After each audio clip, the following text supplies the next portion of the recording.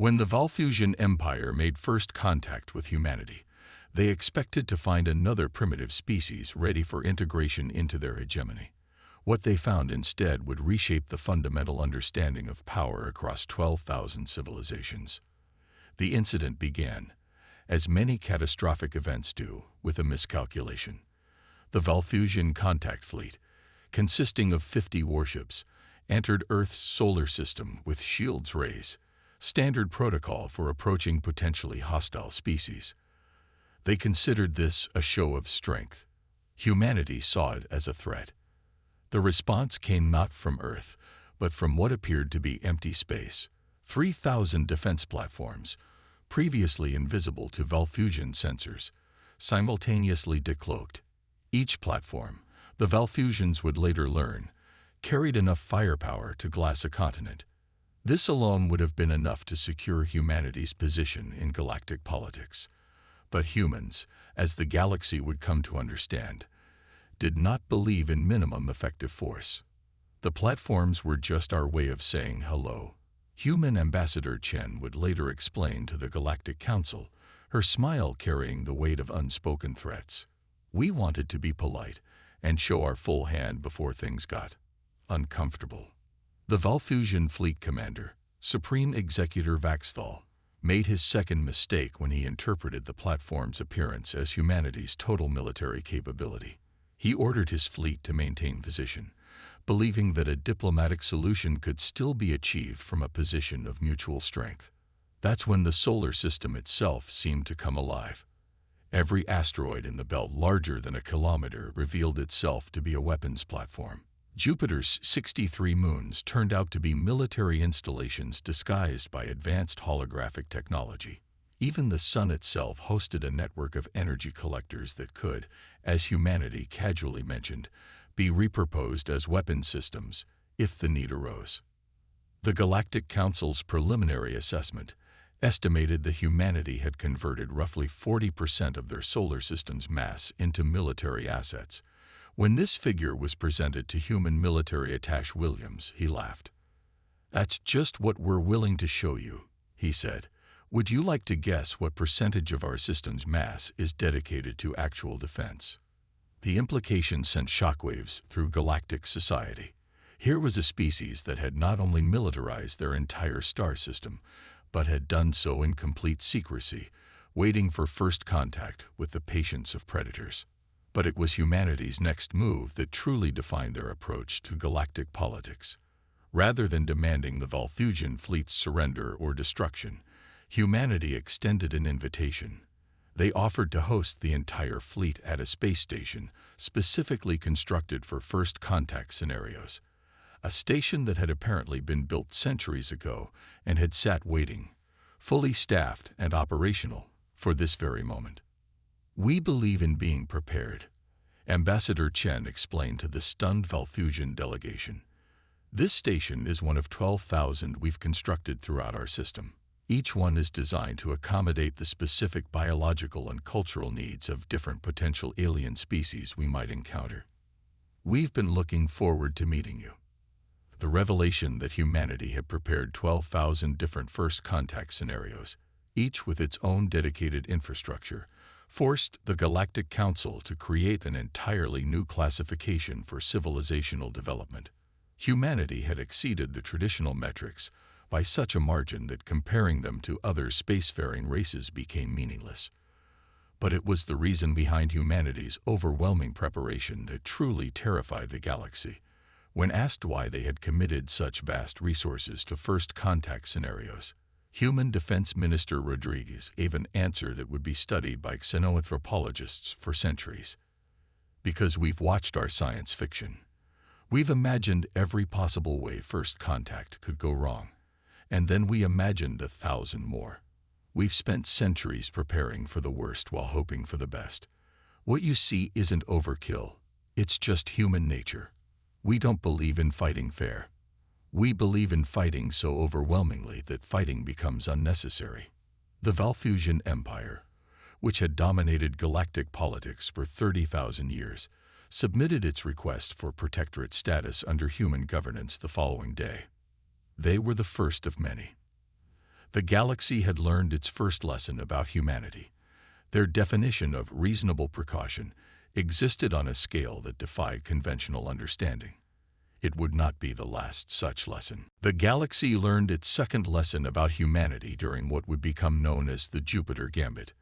The incident began when the swarm consciousness, a hive mind species controlling 37 star systems, decided to test humanity's defensive capabilities by launching what they considered a minor probe of human space. 3 million combat vessels, each carrying enough firepower to destroy a small moon, entered the Sol system through quantum tunneling. By any other species standards, this was not a probe, but an extinction-level invasion force. To humanity, it was an opportunity to demonstrate proper tactical response. We'd been looking for a chance to test the Jupiter defense grid anyway. Fleet Admiral Sarah Chen explained in her after-action report. The swarm provided us with an excellent live-fire exercise opportunity. What followed would redefine the concept of planetary defense. Jupiter, the solar system's largest gas giant, began to glow. Not from its surface, but from within. The massive planet's atmosphere parted like curtains, revealing what the Galactic Council would later classify as a stellar-scale engineering project. The entire planet had been hollowed out and converted into what humanity casually referred to as a defensive installation. The gas giant's mass had been compressed into a shell around a massive internal structure to defy xenophysics. Within seconds, the structure began to pulse with energy readings that exceeded the output of most stars. Jupiter was our prototype. Defense Minister Rodriguez explained to the horrified Galactic Council. We needed to test the concept before we implemented it across our territory. The swarm simply provided us with convenient timing. The Jupiter defense grid activated in stages. First, it generated a quantum field that trapped the swarm fleet in normal space, preventing retreat. Then, it began what humans called space-time reconstruction, a process that basically rewrote the laws of physics within its area of effect. The swarm vessels found their advanced shielding useless as the very fabric of space around them became hostile to their existence. Some ships imploded as their internal spaces folded in impossible directions. Others simply ceased to exist as the fundamental forces holding their atoms together were locally redefined. But it was the third stage of the defense grid that truly demonstrated humanity's approach to warfare. Rather than simply destroying the swarm fleet, the Jupiter installation began to absorb it. Ships, crew, and all available data were systematically disassembled at the quantum level and integrated into Jupiter's mass. Waste not, want not, Admiral Chen commented when questioned about this procedure. Every atom of those ships is being put to good use. We're particularly interested in their organic technology. It's given us some fascinating ideas for Jupiter's next upgrade. The entire engagement lasted exactly 17 minutes. 3 million ships, the pride of the swarm consciousness, had been reduced to raw materials for human engineering projects. But humanity wasn't finished demonstrating their capabilities. Using the absorbed mass and data from the swarm fleet, the Jupiter installation began manufacturing what humanity called diplomatic envoys. Within hours, 100,000 vessels emerged from Jupiter's atmosphere. Each ship was larger than the largest swarm vessel, and each carried weapons that made the swarm's technology look primitive in comparison. We thought it would be polite to return the visit, Ambassador Chen explained to the swarm's representatives. Our envoys will be arriving in each of your 37 systems simultaneously. They're carrying gift baskets and some suggestions about our future relationship. The suggestions turned out to be a complete technological blueprint for converting each of the swarm's home systems into Jupiter-scale defense installations, along with an offer of human oversight for the project. The message was clear. Resistance wasn't just futile, it was counterproductive. The swarm consciousness, an entity that had previously considered itself one of the galaxy's apex civilizations, took less than a standard day to accept humanity's offer of protective partnership. Their official statement cited an appreciation for efficient problem-solving methodologies as their primary motivation. But it was a private conversation between two swarm drones, intercepted by Scytheri intelligence, that truly captured the galaxy's growing understanding of humanity. They didn't just defeat us, the first drone transmitted. They turned our attack into a resource, our technology into a stepping stone, and our independence into a partnership opportunity. They don't just win conflicts, they make the very concept of opposition obsolete. The Jupiter Gambit, as it came to be known, established a new paradigm in galactic politics. The question was no longer whether humanity could be opposed, but whether the concept of opposition itself had any meaning when dealing with a species that treated solar systems as construction materials and invasions as research opportunities.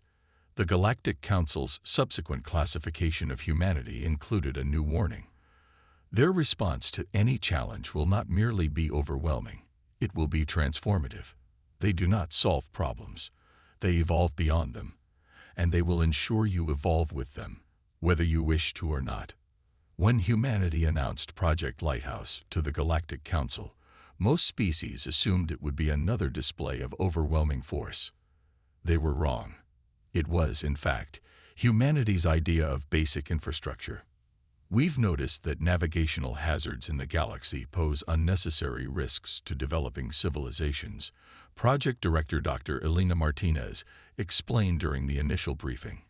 We're simply installing some warning signs. The Council's representative from the ancient mechanoid collective actually suffered a logic failure when humanity revealed their definition of warning signs. Project Lighthouse called for the creation of an artificial constellation of engineered stars, each one designed to serve as both a navigational beacon and a containment system for dangerous spatial phenomena. The math suggested we'd need about 10 million stars to provide adequate coverage. Dr. Martinez continued, apparently oblivious to the growing horror in the council chamber. We've already begun Phase 1, which involves relocating suitable stellar candidates to their designated coordinates. The footage that followed showed human engineering fleets in action. Entire stars were being moved through space like pieces on a cosmic chessboard. Massive structures, which humanity called stellar harnesses, wrapped around stars and activated drives that bent spacetime itself. The stars, some of them hundreds of times larger than Earth's sun, were being transported across thousands of light years, as if they were cargo containers. The really interesting part, human engineering chief Jackson added, is what we're doing with the stars once they're in position. Each one is being redesigned to serve multiple functions.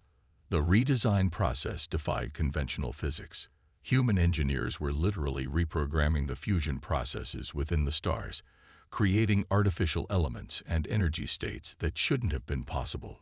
Each star in Project Lighthouse was being transformed into what humanity casually referred to as a multifunctional spacetime management node.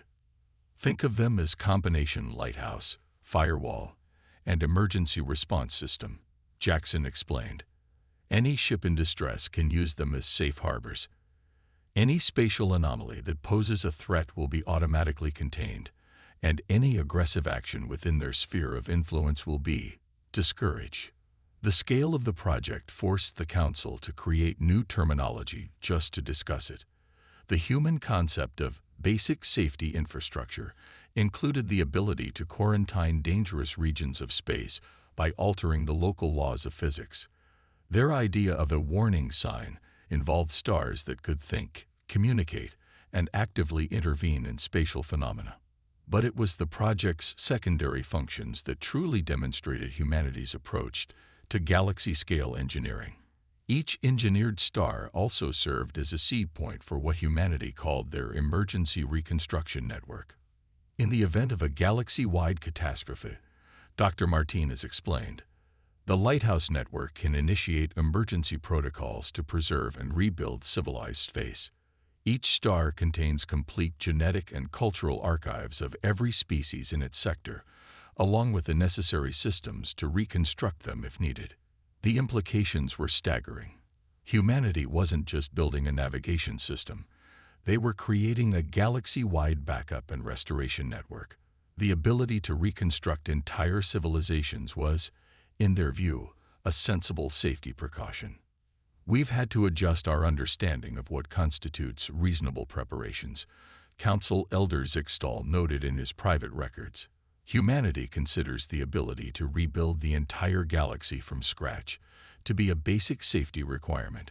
Their engineering projects don't just solve problems, they eliminate entire categories of possible future problems. But the true scope of Project Lighthouse only became clear when a junior council member asked about the project's completion timeline. Dr. Martinez's response left the chamber in stunned silence.